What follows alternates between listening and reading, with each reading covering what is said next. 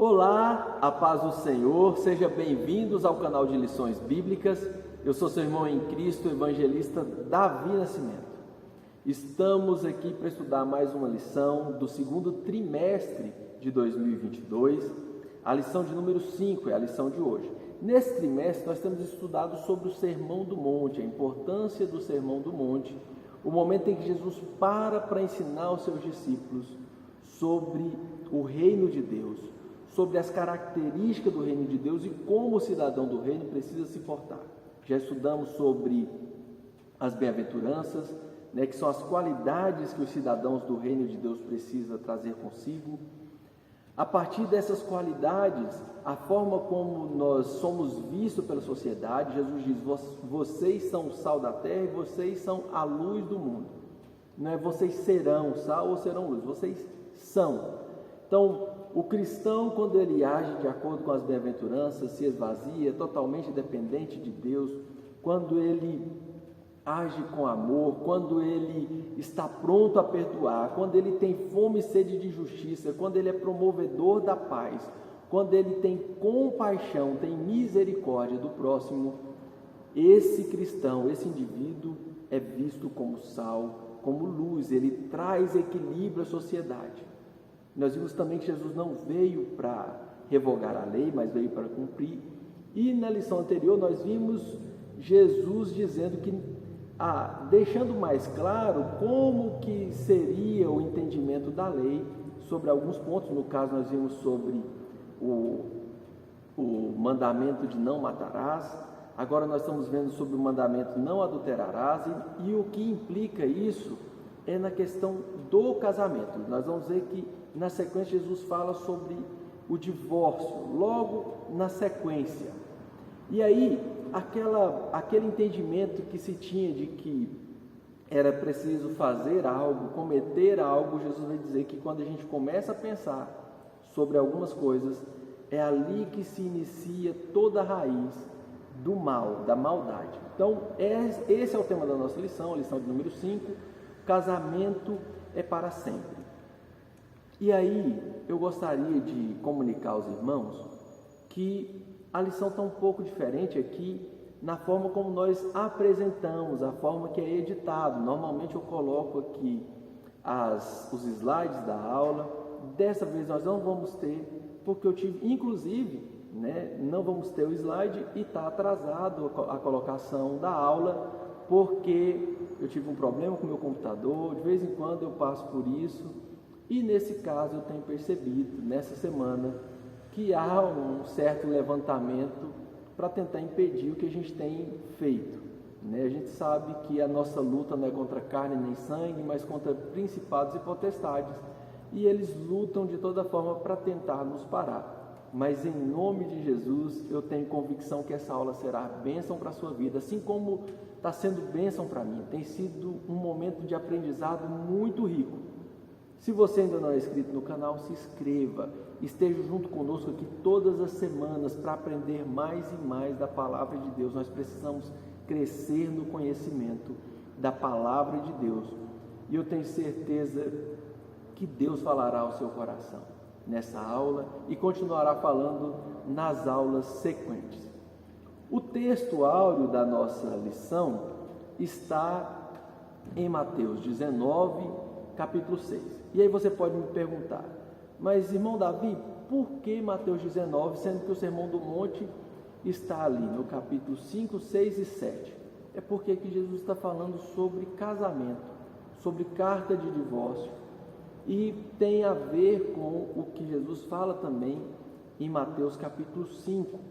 Então, nesse exato momento aqui, os fariseus chamam Jesus e perguntam sobre o que ele achava sobre carta de divórcio, se era lícito, porque Moisés autorizou da carta de divórcio. Esse é o contexto de Mateus 19, que diz assim o texto: assim não são mais dois, mas uma só carne, portanto o que Deus ajuntou, não separe o homem. Então Jesus explicando para eles do que realmente é composto o casamento. Que são duas pessoas que a partir do momento que se casam se torna uma só carne. eu preciso deixar claro que tem gente que, algumas pessoas acham que o ser uma só carne é você ir e fazer um documento lá no cartório. Quando você faz esse documento, você não se torna uma só carne. A uma só carne é quando você se une sexualmente com a sua esposa, com a pessoa que você escolheu se casar. É por isso que a Bíblia nos alerta tanto quanto a essa questão do sexo antes do casamento, do sexo fora do casamento. Se você prestar atenção nos casamentos antigos, bíblicos, não existia papel, não existia documento. O Isaac, quando ele recebe a sua noiva chega, ele já pega a sua noiva e leva para a sua tenda. E o casamento era consumado mesmo quando se comprovava que havia tido relação sexual entre os dois parceiros e aquele relacionamento, né, havia sido consumado. Quando o relacionamento era consumado dessa forma, o casamento era selado e era aceito perante a sociedade. E aí, quando os dois se tornam uma só carne, nesse ato, né, é por isso que a Bíblia, como eu disse, enfatiza tanto essa questão de ser levado a sério esse ato. Porque imagina alguém que passou por várias experiências sexuais. Essa pessoa, ela adquiriu, aos olhos de Deus, ao padrão bíblico, a forma como nós acreditamos, diversos casamentos. Ela se tornou uma só carne com diversas pessoas. E é por isso que precisa ser levado a sério esse tema. É por isso que nós, cristãos, levamos tanto a sério esse tema. Seguindo, a verdade prática, ela nos diz que a vontade de Deus para o casamento é que ele seja vitalício, ou seja, permanente. Na continuidade do Sermão do Monte, Jesus condena o adultério. Então Jesus está condenando diversas outras coisas e ele condena também o adultério. A nossa leitura em classe, ela está em Mateus capítulo 5, nós vamos ler do 27 até o 32. E diz assim: ouviste o que foi dito, não adulterarás. Eu, porém, vos digo, qualquer que olhar para uma mulher com intenção impura no coração, já adulterou com ela. Então não se trata apenas só de realizar algo, de fazer algo, mas desde quando se inicia aqui no coração, a coisa já começa a complicar.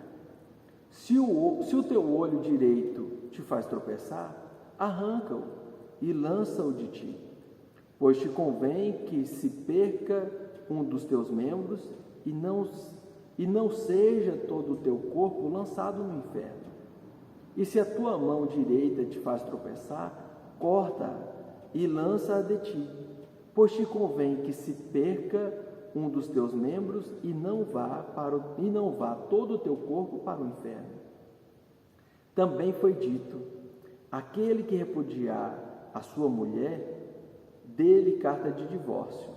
Eu, porém, vos digo, qualquer que repudiar a sua mulher, exceto em caso de relação sexual ilícita, a expõe a tornar-se adúltera, e qualquer que casar com a repudiada comete adultério.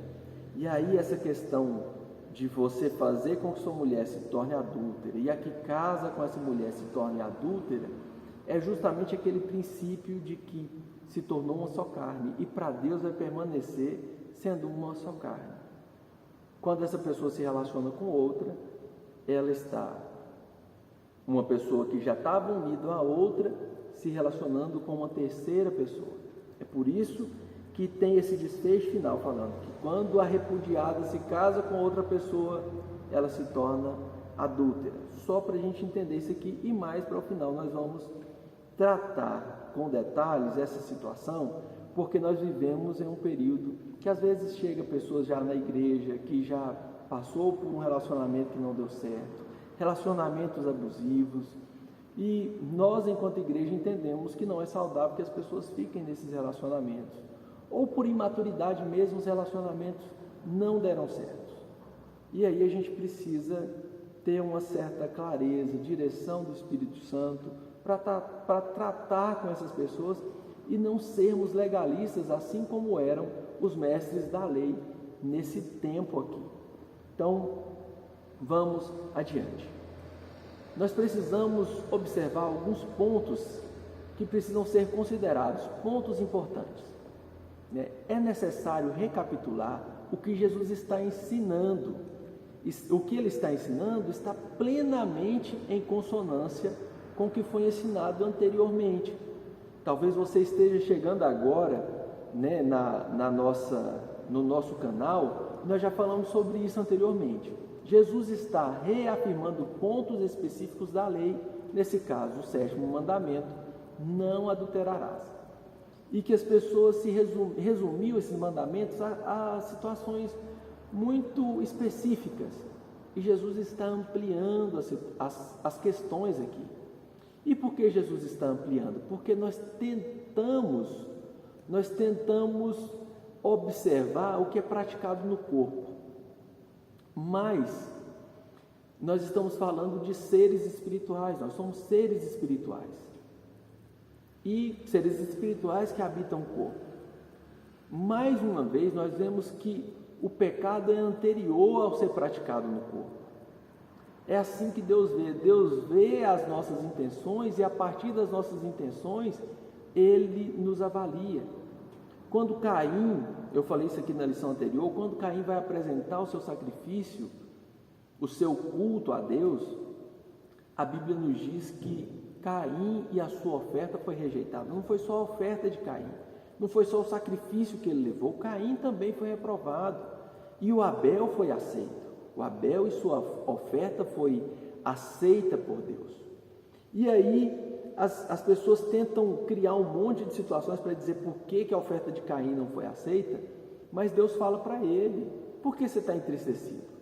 Se por acaso procederes bem no seu coração, se você proceder bem nos seus pensamentos, na sua atitude como um todo, e algumas traduções vai dizer no seu coração, você não será aceito também? Então o problema não era a oferta, era o coração de Caim. E Jesus está dizendo isso aqui: olha, vocês estão pensando só no ato de alguém ir lá e cometer um adultério, chegar ao ponto de se relacionar com alguém que não é a sua esposa?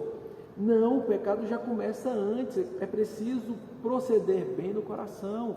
É do coração que sai todas as maquinações humanas, procede as pulsões de morte e de vida. Quando Jesus fala para os fariseus que perguntavam a Jesus por que os discípulos não lavavam as mãos para comer, não se purificavam, Jesus falou: olha, vocês estão preocupados com algo que não contamina o homem, porque o que contamina não é o que entra dentro do corpo, dentro do interior, é o que sai de lá, é do que sai do coração, porque é de lá que procede, todas as coisas que são maquinadas pelo homem. Então, nós, ao observarmos, nós estamos vendo Jesus explicando coisas que ele já havia falado antes sobre a questão da ira. Nós estamos numa sequência de um estudo aqui. Nós não podemos só isolar essa parte, nós precisamos olhar todo o contexto.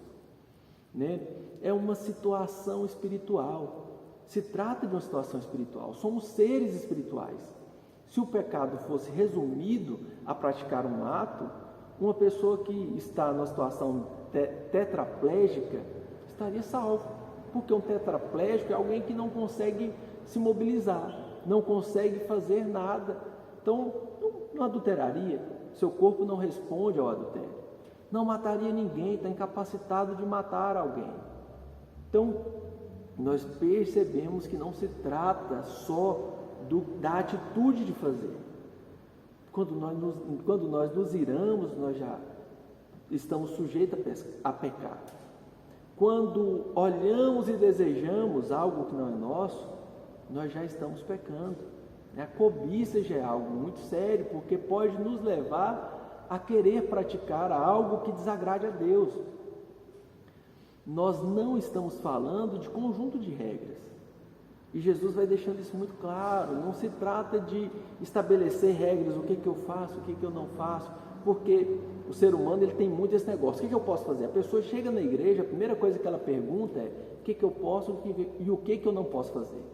Porque quando alguém cobra algo, se chegar a ser cobrado, fala assim, mas porque me falaram assim, me ensinaram errado.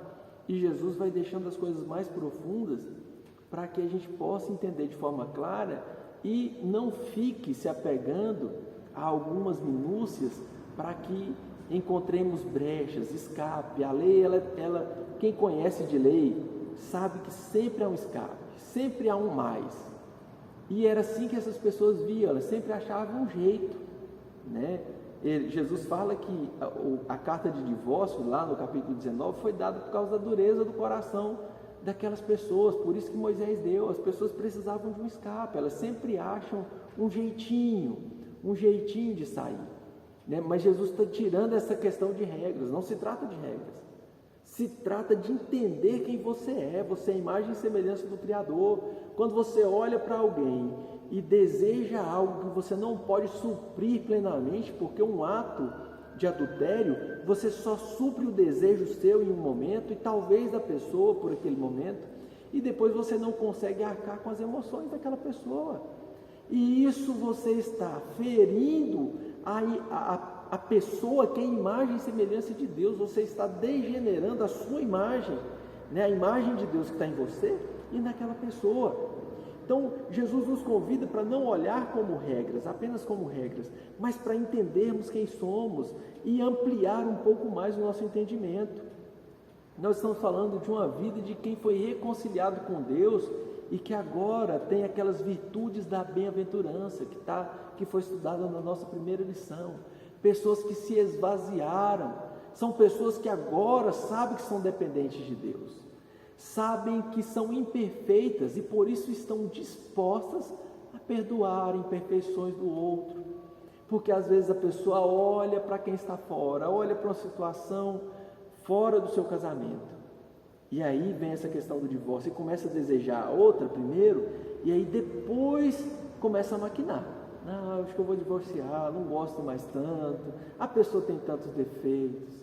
E aí quem entendeu que precisa esvaziar de si, se tornar pobre de espírito, que é isso, se tornar pobre de espírito, é ser totalmente dependente de Deus, sabe também a sua pequenez, sabe que tem suas imperfeições e está disposto a perdoar o outro.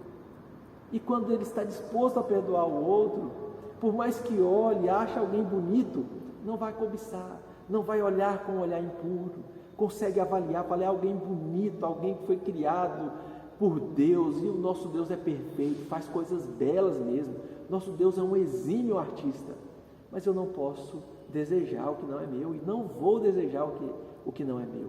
Essa é a perspectiva, deve ser o olhar de quem foi alcançado pelo amor de Deus, quem foi alcançado pelo projeto de Deus.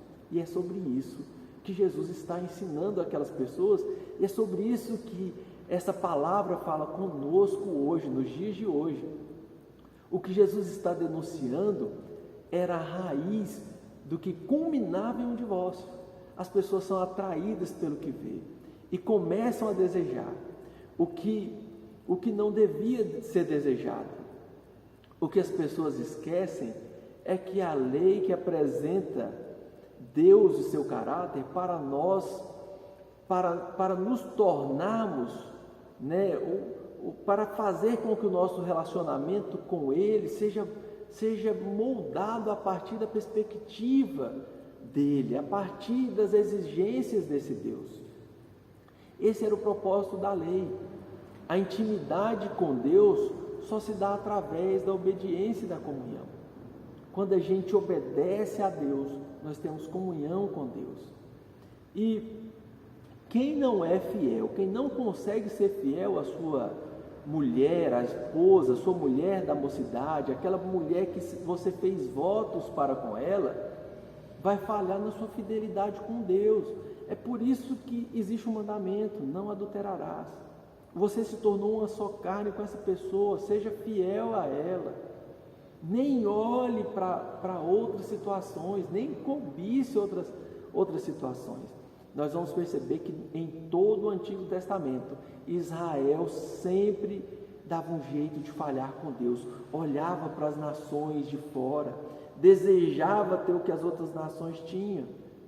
É aquela história da grama do vizinho é sempre mais verde, a gente acha que é mais verde e nem sabe que a grama do vizinho é sintética, tudo aquilo não é real. E Israel se perdia nessas situações, e sempre quando Israel virava as costas para Deus, a forma que era apresentada pelos profetas era como infidelidade. Infidelidade, assim como uma mulher é infiel ao seu marido, ou um marido é infiel à sua esposa. Então, quando a gente olha para a lei, a gente vê essa questão da fidelidade, além dessa questão de ser um só e honrar esse um que você se tornou com a sua esposa ou com o seu marido, né? Só é possível ser fiel a Deus quem consegue compreender isso, quem consegue compreender essas coisas. Quem tem dificuldade de ser fiel à sua esposa, a pessoa que está do seu lado, que te ajuda, que muitas vezes, como eu disse, tem seus defeitos, tem suas imperfeições, assim como você também tem, muitas vezes, né, às vezes tem essas imperfeições, você não consegue perdoar, não consegue lidar com isso. A perspectiva que nós temos do ensinamento bíblico é que quem não consegue viver dessa forma, zelando pelo seu matrimônio, vai ter dificuldade de ser fiel, de se manter fiel a Deus. Essa atitude leva as pessoas a desconsiderar a eternidade, a atitude de olhar para as coisas que são momentâneas, um olhar que traz um certo prazer naquele momento. O que Jesus fala, se sua mão te leva a pecar, se o seu olho te faz pecar, né? As pessoas se deixam levar por esses desejos momentâneos e desconsideram a eternidade. Por causa do olhar, colocam em risco toda a sua eternidade. O prazer momentâneo, o olho, através do olho, da mão, não vale mais do que uma eternidade. Jesus está dando esse choque de realidade nessas pessoas. Às vezes nós nos prendemos a coisas que conseguimos ver e falamos assim, nossa, vai ser tão bom se eu fizer isso aqui agora. E aí esquecemos que estamos colocando em risco toda uma eternidade. Isso aqui é momentâneo, é passageiro. E nós nos preocupamos muito em como vamos nos satisfazer, em como vamos nos realizar. E às vezes colocamos em risco a nossa eternidade. Jesus afirma, se o teu olho te faz pecar, não se deixe ser lançado totalmente, plenamente no inferno por causa do teu olho. Jesus não está incentivando ninguém a se automutilar, mas está nos convidando a entender o tamanho do problema, que é se deixar levar por algo que é passageiro. Nós estamos colocando em risco toda a nossa eternidade. Então, feito essa parte introdutória, vamos ao nosso comentário, aos comentários que foi proposto aqui na lição. O primeiro tópico, nós vamos ver a condenação do adultério. A definição de adultério é o primeiro subtópico. É o envolvimento de uma pessoa casada com quem não é o seu cônjuge. Casamento é se tornar uma só carne. Então nós vimos aqui que não, além dessa questão de se envolver com uma pessoa que não é o seu cônjuge, e se a gente prestar atenção nessa questão de se tornar uma só carne, às vezes você pensa assim, mas eu estou me relacionando com alguém que não é esposa de ninguém, ou eu não sou esposo de ninguém. Às vezes você fala assim, eu sou solteiro, e qual o problema de um solteiro que não tem compromisso com ninguém se relacionar sexualmente com uma outra pessoa? Se você não vai assumir compromisso com essa pessoa, você naturalmente está se relacionando com alguém que vai ser esposa ou marido de uma outra pessoa. Você está se tornando uma só carne com aquela pessoa e está colocando ela em uma situação de adultério aos olhos de Deus. Porque Deus vai sempre olhar para aquela pessoa como alguém que se juntou em um momento com alguém, que se tornou uma só carne com aquela pessoa. E esse é o problema. Às vezes você fala assim, mas eu não tenho compromisso com ninguém, a pessoa também não. Mas você não vai assumir compromisso com aquela pessoa. E quando ela entrar no outro relacionamento, para além dessa questão do olhar de Deus para nós, aquela pessoa carrega consigo lembranças que pode ser um entrave para a vida toda dela, que pode trazer problemas para toda a sua vida, para o seu relacionamento. Ela vai começar, ela vai ter parâmetros para comparar. Ela vai talvez viver carregando dores ou esperanças que não foram alimentadas. É algo muito sério. É algo muito sério. Se envolver com quem não se pretende ter compromisso é desrespeitar o outro. E nós não podemos desrespeitar o outro, porque o outro é imagem e semelhança de Deus. É alguém que foi criado por Deus. Alguém que foi criado com amor por Deus. E nós não podemos desrespeitar o nosso próximo. Essa é a questão. Eu sei que quando eu falo isso, fica parecendo que eu estou acima da moral, eu estou acima dos outros. Não, eu tenho meus pecados. Eu casei e infelizmente quando eu casei, eu já tinha passado por outras experiências antes. E isso para mim foi um problema no meu casamento. Gerou desconfianças, gerou dores. Às vezes as memórias podem vir mesmo que você não queira. Às vezes você encontra uma pessoa, a pessoa já está casada, está bem, você também, e aquilo traz uma sensação de desconforto. Você sabe que provocou dores, sofrimentos na outra pessoa. Nós precisamos tomar esse cuidado. Nós precisamos buscar tratar as outras pessoas olhando para elas nessa perspectiva de filhos e filhas de Deus, imagem e semelhança do Criador. O segundo subtópico, nós vamos ver a posição de Jesus quanto ao adultério. Jesus deixa claro que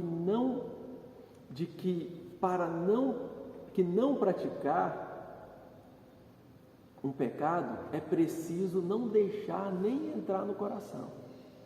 Para não pecar, para não praticar um pecado, você não pode nem deixar esses pensamentos impuros adentrar no coração, porque é do coração que procede os maus desígnios.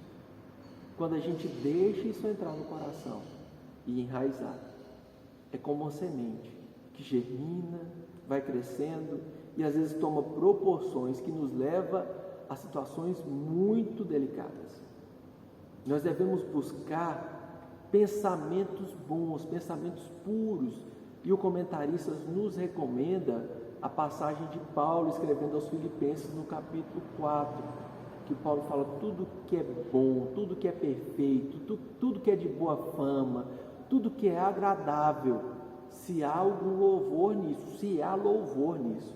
Se há louvor é assim, você pensa algo que as pessoas vão ver, se as pessoas souberem que você pensou aquilo, elas vão te elogiar. Não adianta você pensar no que é bom, isso é bom, e você não tem coragem de dizer para as outras pessoas. Isso não é louvável, não há louvor nisso.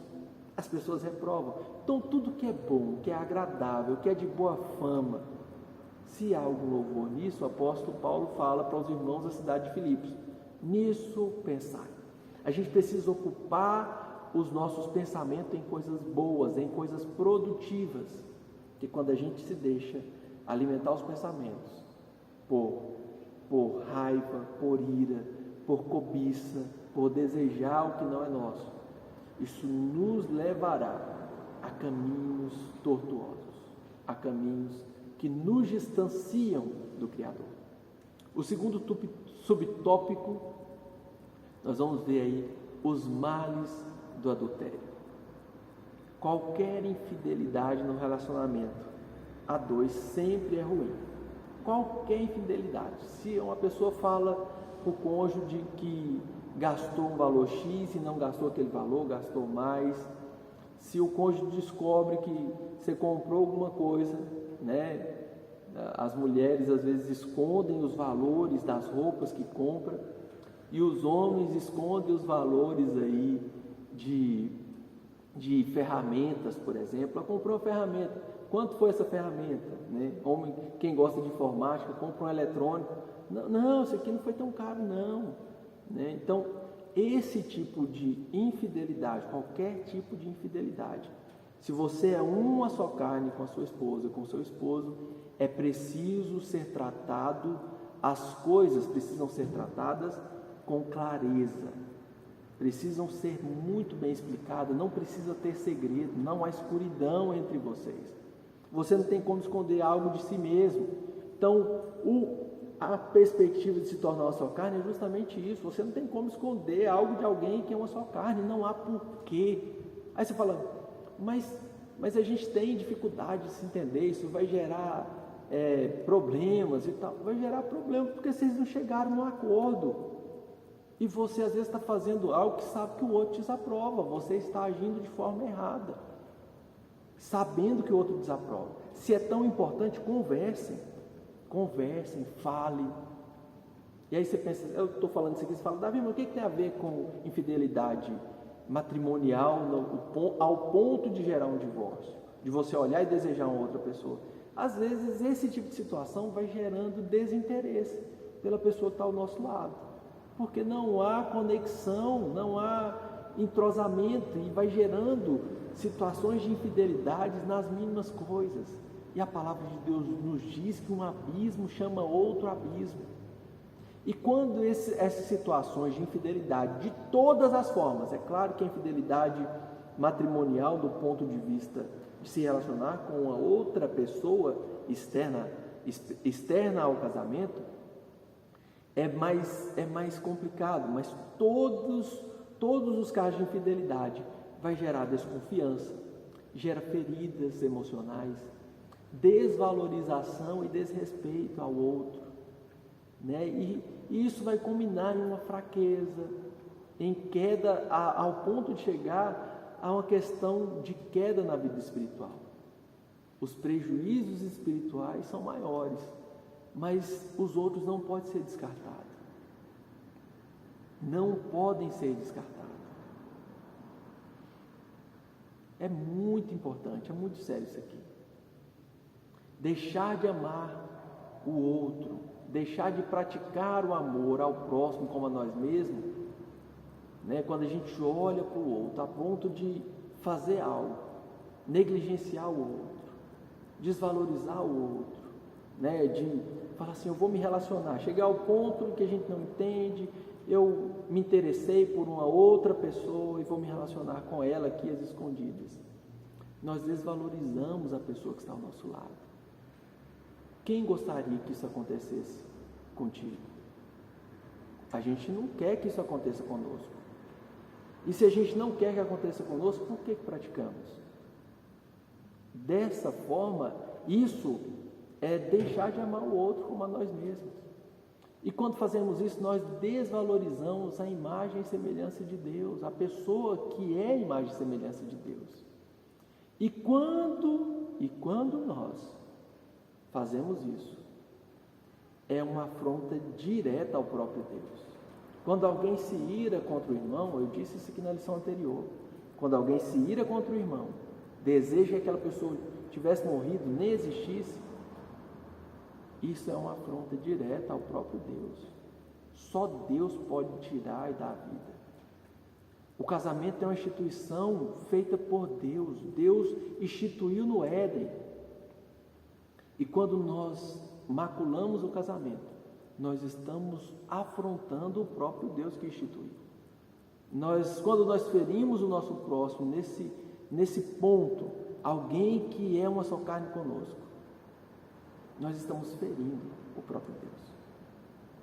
No segundo tópico, o comentarista traz aí o tema de que o que rege o coração regerá o corpo. Se tem algo no seu coração, como eu disse, aquela sementinha, ela vai te levar a fazer algum ato, né? Então, está regendo o coração, vai reger o corpo. O primeiro subtópico aí desse segundo tópico é o que procede do coração. Nós estamos falando do lugar dos desejos, das emoções, das paixões.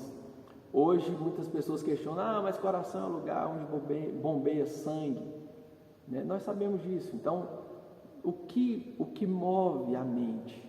Vamos pensar na mente, a alma, que corresponde à mente humana, que é o lugar onde está centrado os desejos. Vamos falar da mente como um lugar da central do centro das emoções, e não apenas do lugar de se raciocinar. Muitas pessoas se deixam levar por essas emoções. É lá na mente, que aqui que Jesus fala do coração, que era como eles entendiam. Se Jesus falasse naquela época, é da mente, é do cérebro, as pessoas iam falar o quê? Cérebro é o quê? As pessoas tinham essa percepção de que as emoções estavam centradas no coração, e por isso Jesus fala de uma linguagem de um jeito que eles entendem. Então Jesus alerta aos fariseus, por exemplo, sobre a contaminação, né, que fala que os maus desígnios procedem do coração. Né, como eu disse anteriormente, o Caim, a sua oferta foi rejeitada porque não procedeu bem no seu coração. Então o problema estava lá no coração. Né? Os problemas que são gerados no coração, eles acabam comprometendo toda a nossa forma de ver o mundo, de pensar. Eu digo que nós somos formados de espírito, alma e corpo. E quase toda vez que eu pergunto, as pessoas falam, nós somos formados de corpo, alma e espírito. Parece que é a mesma coisa. Eu falei 3 palavras, a pessoa também 3, mas diferente da matemática. A ordem dos fatores aqui tem total importância. Quando a gente pensa que é corpo, a nossa alma vai trabalhar, nossas emoções vai trabalhar para que o nosso corpo consiga se satisfazer, consiga se realizar. Quando nós entendemos que somos seres espirituais, que habitamos um corpo, a nossa alma, a nossa mente vai começar a se preocupar com a questão espiritual. Se eu sou espírito, de onde vem o meu espírito? A quem eu preciso agradar? Qual o destino do meu espírito? Existe uma eternidade. Não se trata apenas de momentos. E aí a minha mente vai começar a trabalhar. As minhas emoções vão ser gerenciadas, pensando em mim enquanto um ser espiritual. Segundo subtópico aí, o homem é o que pensa. E é justamente isso aqui que eu estava dizendo, né? Essa questão de se você se percebe como um ser espiritual, você vai agir como tal, vai buscar agradar a Deus. Se você se percebe como um corpo que tem alma e também tem um espírito, você vai acabar fazendo de tudo para agradar o seu corpo. E aí, para agradar o corpo, vale tudo. Qualquer prazer é válido, nessa perspectiva. Mas isso só faz com que nós agrademos as nossas partes do corpo e esquecemos do que é eterno. É o que Jesus disse: se o teu olho te escandaliza, se o teu olho está te trazendo um problema, você não vai comprometer toda a sua vida, todo o seu ser por causa disso. Cuidado com isso. Então o homem é o que pensa. Se nós pensarmos, se deixarmos ser levados por alguns pensamentos, isso vai acabar nos distanciando de Deus, da mesma forma que quando nós nos apropriamos de outra maneira de pensar, renovarmos a nossa mente, trazermos a mente de Cristo para nós, isso também terá um impacto muito forte, que é o de nos aproximar de Deus. Só existe essa possibilidade de se aproximar de Deus e de estar distante de Deus. Só existe essas duas. E o fim delas, um é céu, o lugar onde a presença de Deus é constante, e o inferno, o lugar onde não há presença de Deus. O apóstolo Paulo nos alerta que o homem colherá aquilo que semeia. E às vezes a gente semeia coisas que parecem ser tão pequenas, e nós precisamos olhar para a semente e lembrar que qualquer semente, por menor que seja, ela produz grandes árvores, grandes plantas. O que semeia pensamento de cobiça, desejo para com outra mulher, não demorará para que concretize essa prática. Você começa a desejar algo, daqui a pouco você acaba praticando. Da mesma forma que quem deseja iniciar um empreendimento, quem deseja começar uma faculdade, por exemplo, vamos pegar exemplos aqui bons. Se você deseja isso, quando você planta esse desejo, você planta essas situações. Eu tinha um desejo, por exemplo, de fazer um curso de teologia. E aí coloquei no meu coração de fazer. E era uma semente. Esse desejo acabou se concretizando. Eu tinha o desejo de formar uma família, de ter filhos, e era apenas uma semente, se concretizou. Mas da mesma forma, os maus pensamentos, a cobiça, acabará nos levando a concretizar a prática final do adultério. E é isso que nós precisamos entender. Nós somos geridos pelos nossos pensamentos. Se nós não estamos isentos de pensar. Tem um dos pregadores mais antigos, eu não me lembro qual, ali do final do século XIX, do século XX, que ele dizia que você não pode evitar que um passarinho se pouse sobre a sua cabeça. Você pode estar em um local que pode vir um passarinho pousar sobre a sua cabeça, mas ele construir um ninho, aí você pode evitar que ele construa um ninho, porque um ninho é algo demorado. E ele falava isso justamente sobre os pensamentos. Você não pode evitar que um pensamento venha à sua mente, mas deixar que esse pensamento se enraize e você comece a maquinar, planejar coisas, isso você pode evitar. O coração do homem, nós precisamos olhar para ele como um local onde guardamos os nossos tesouros. Lembra da passagem que Jesus fala, olha, cuidado onde vocês reúnem tesouros. Onde vocês reunirem tesouros, ali estará o coração de vocês. Então, o nosso coração está sempre onde nós colocamos as coisas que são importantes. E nós precisamos colocar o nosso objetivo em coisas que realmente são importantes, não coisas passageiras, não coisas momentâneas. Nós precisamos dar importância para o que é eterno. Nós estamos sujeitos a ser tentados, mas precisamos ter a mente moldada com o caráter de Cristo. Cristo em tudo foi tentado. Na carta aos Hebreus, capítulo 4, fala que nós temos um sacerdote que, como nós, em tudo foi tentado, porém sem pecar. E é por isso que nós precisamos, nos momentos mais difíceis, recorrer ao trono da graça. É o que o capítulo 4 nos diz, o final do capítulo 4. Para conseguir o escape em tempo oportuno. Se tem algum pensamento aí te rondando, fazendo com que você esteja sujeito a fracassar, recorra ao trono da graça. Ao que foi tentado em tudo, mas não cometeu pecados. E Ele com certeza te trará escape em tempo oportuno. Aleluia! Nem sempre teremos forças o suficiente, mas nós temos o Cristo que venceu o pecado, que venceu a morte e que enviou o Espírito Santo para nos auxiliar, para ser o nosso ajudador. Aleluia! Sujeitando o corpo ao Espírito Santo é o nosso próximo subtópico. É preciso ser direcionado pelo Espírito Santo. O cristão precisa ser direcionado pelo Espírito.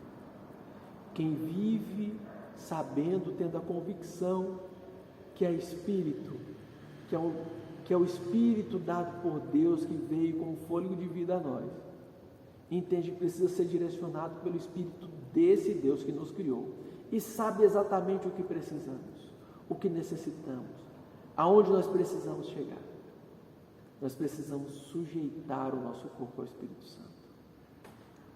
Na busca de satisfação, nada pode valer a pena a ponto de deixar todo o corpo perecer. Repito mais uma vez, nós não podemos comprometer toda a nossa existência por causa de satisfações momentâneas. O prazer produzido pela mão ou pelo olho compromete todo o corpo. Não vale a pena. Não vale a pena. Nós precisamos lembrar que o nosso corpo deve ser direcionado pelo Espírito Santo de Deus. Jesus não está incentivando a ninguém a cometer loucura de sair se automutilando, mas Ele está nos alertando o quão é sério essa questão. Indo para o nosso último tópico, nós vamos ver a indissolubilidade do casamento. O casamento não pode ser dissolvido a qualquer custo, de qualquer forma. Não há nada que possa justificar o fim de um casamento aos olhos de Deus. Aos olhos de Deus. Eu estou falando para pessoas que talvez já passou por mais de um casamento, está no segundo casamento, ou talvez mais do que 2. E aí você pode se sentir muito culpado, muito culpado. Essa não é a intenção. Se você está casado e está em uma situação complicada no seu casamento, tenha paciência. Acredite que Deus transforma. O primeiro milagre de Jesus foi num casamento, e não foi por acaso. Ele transforma a água em vinho naquele casamento. Primeiro, ele estava num lugar que ele considera ser importante, e ele resolve operar o seu primeiro milagre em um local que ele também sabe da importância. O Jesus que transformou a água em vinho, Ele pode transformar o seu relacionamento. Comece a desenvolver as características do cidadão do reino. Se esvazie. Seja dependente de Deus. Entenda as suas imperfeições, não é só o outro que é imperfeito. Esteja disposto a ser um pacificador. Esteja disposto a perdoar, a ter misericórdia, a ter compaixão. Seja justo, tenha fome e sede de justiça. Quando você começa a entender isso, o seu casamento não será dissolvido. Deus opera milagres, transforma, e Ele tem interesse em transformar o seu casamento. Assim como Ele restaurou a sua vida, Ele pode restaurar o seu casamento, os seus relacionamentos, da mesma forma que Ele pode restaurar a sua vida financeira, as suas emoções, a sua segurança. O nosso Deus é um Deus que opera milagres. Se o seu casamento precisa de milagre, receba o milagre de Deus. Comece Deus a agir no seu casamento. Deixar Deus agir no seu casamento. Deixe que Deus seja o centro do seu casamento. Se entenda como um ser espiritual. Em tudo, isso serve para tudo. Você é um ser espiritual. E quando você entende isso, a sua vida, o seu casamento, as suas emoções estarão centradas, firmadas nesse Deus que te criou perfeito, que te criou para se relacionar com Ele em perfeição. Vamos adiante para concluirmos aqui o nosso vídeo. O casamento na perspectiva bíblica é a primeira instituição divina. Deus instituiu a família no Éden. Ele instituiu. Falou, vocês vão se tornar uma só carne aqui e vão procriar, vão encher a terra. É o trabalho de vocês fazer com que a terra seja cheia de pessoas como vocês. Deus instituiu a família ali no Éden.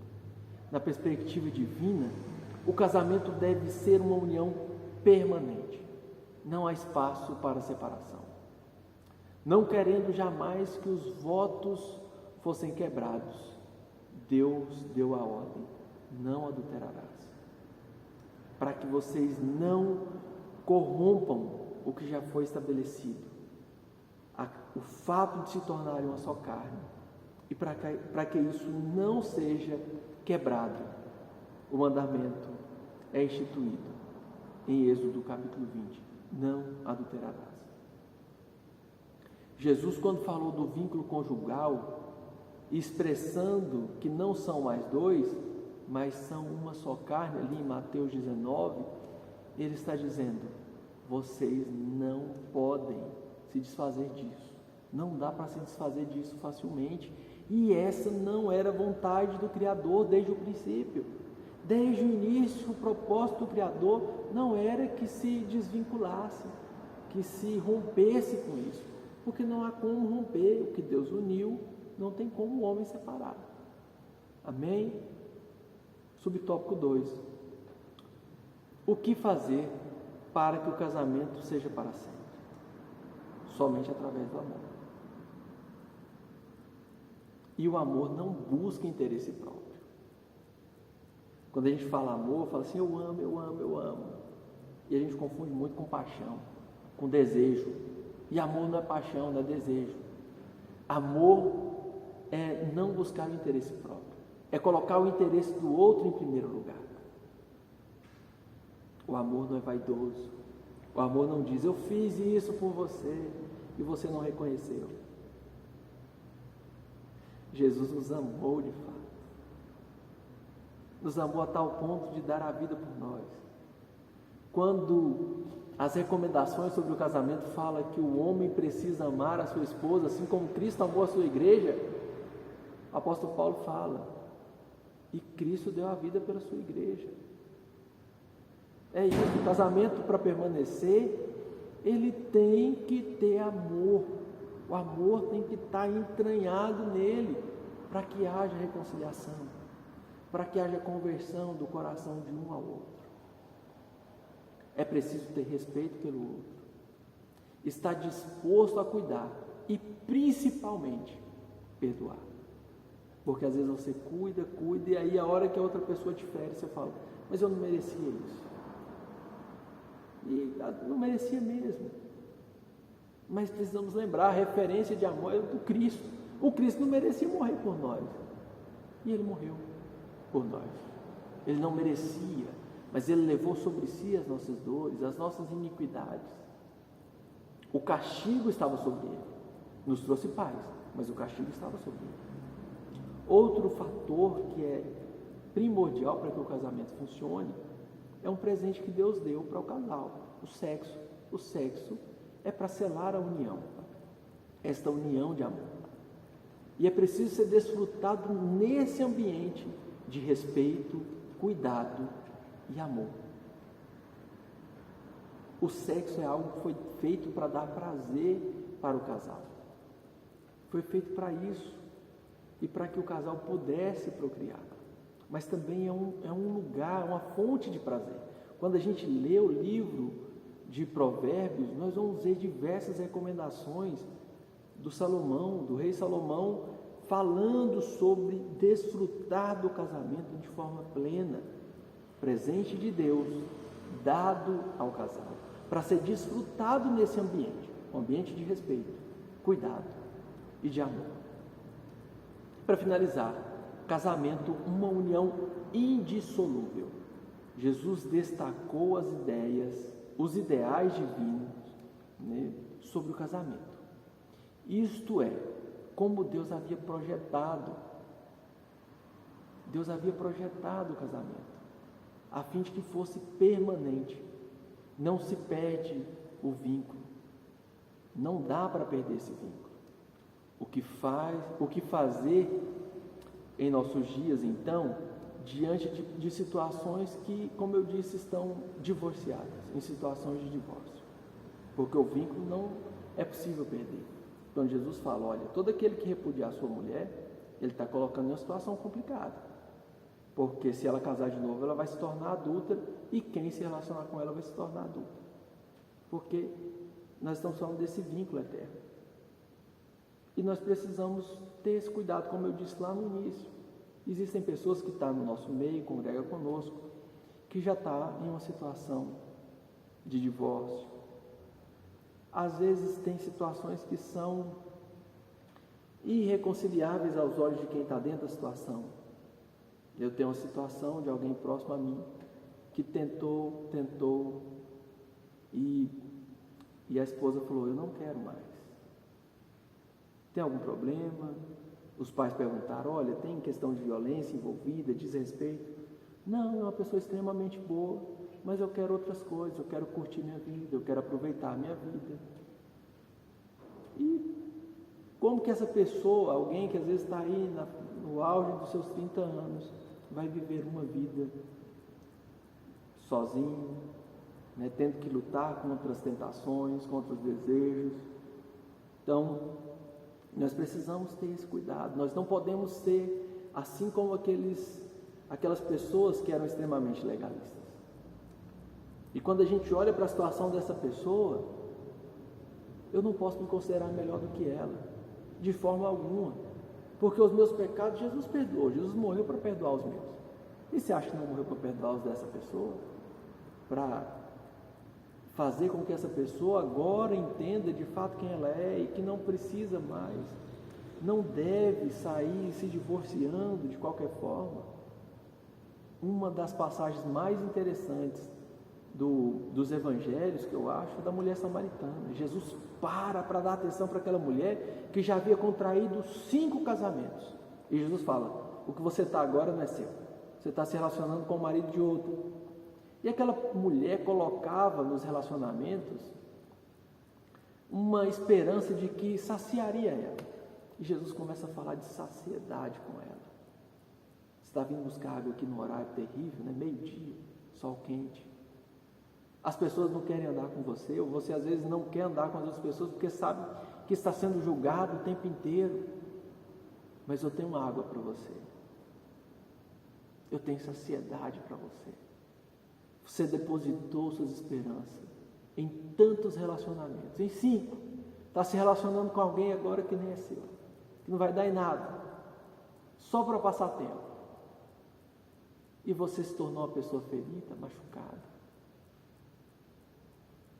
Eu tenho saciedade para você.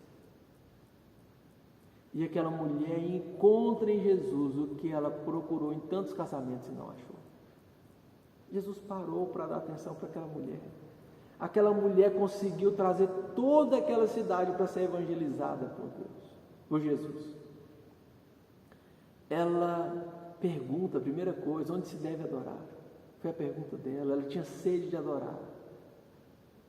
E Jesus fala uma das coisas mais fantásticas: Deus é Espírito, e importa que adoremos Ele em Espírito e em verdade. Lembra do que eu disse? A adoração começa aqui dentro, que somos seres espirituais. Deus olha para a nossa adoração antes de ser expressa no corpo, porque Ele conhece as intenções. Então, Jesus, que perdoou o meu pecado, Ele perdoa o pecado de quem se divorciou. Ele resolve a situação de quem se divorciou e agora quer ter uma vida comprometida com Ele, sabendo exatamente quem é, imagem e semelhança de Deus. Então nós precisamos lutar para que os divórcios não aconteçam, mas também precisamos cuidar de quem está em uma situação de divorciado e chega na nossa igreja, que congrega conosco, que precisa ser amada. Elas já são amadas por Deus. Elas já são amadas por Deus. Só há um pecado que Jesus disse que não tinha jeito: blasfêmia contra o Espírito Santo. Quando Ele está expulsando demônios e os arqui-inimigos dele ali falam: olha, aquilo ali é pela força de Belzebu, é o príncipe dos demônios expulsando demônios. Jesus fala: olha, vocês precisam tomar um cuidado, porque vocês estão dizendo algo que é feito pelo Espírito de Deus, vocês estão atribuindo a demônios. Se vocês estão rejeitando o Espírito de Deus, para isso não tem pecado, para isso não tem perdão. Esse é o pecado que não tem perdão, é refutar a ação do Espírito de Deus. Isso é blasfêmia contra o Espírito Santo. Para as outras situações, nós precisamos ensinar, reafirmar. Tudo que foi feito continua, né? O peso de qualquer outro pecado é para a eternidade, mas o sacrifício de Jesus anula todo o pecado.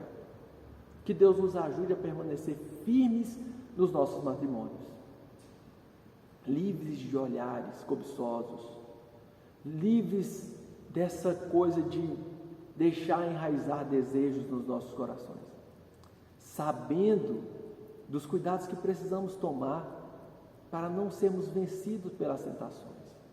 Que Deus possa nos ajudar. Que o Espírito Santo de Deus possa direcionar a nossa vida. Que a nossa vida possa ser guiada pelo Espírito Santo de Deus. E que você consiga vencer. Que eu também consiga vencer as tentações que estão diante de nós todos os dias. Que Deus te abençoe, te dê uma excelente semana. Perdoe pelos barulhos, estamos em um outro ambiente, gravando de uma outra forma, por causa dos imprevistos que houve. Mas eu tenho certeza que Deus ministrou o seu coração. Um abraço e fiquem na paz.